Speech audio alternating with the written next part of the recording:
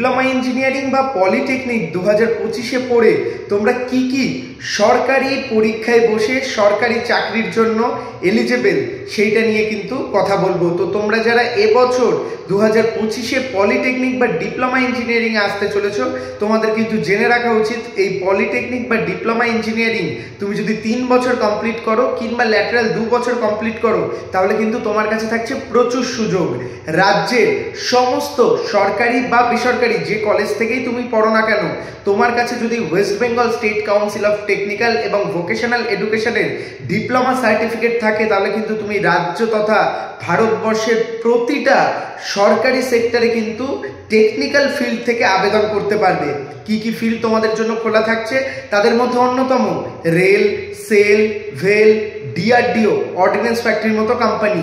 এছাড়া রাজ্য মিউনিসিপ্যালিটি থেকে শুরু করে পঞ্চায়েত সেক্টরের প্রতিটা ইঞ্জিনিয়ারিং এর ভ্যাকেন্সিতে কিন্তু তোমরা আবেদন করতে পারবে।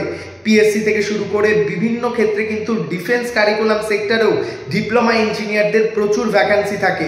সেই ক্ষেত্রে তুমি যদি কোর ইঞ্জিনিয়ারিংগুলো নিয়ে পড়াশোনা করো, সেই ক্ষেত্রে কিন্তু তোমার কাছে প্রচুর সুযোগ রাজ্য তথা ভারতবর্ষের সমস্ত সরকারি অর্গানাইজেশনগুলোতে চাকরি করার ক্ষেত্রে।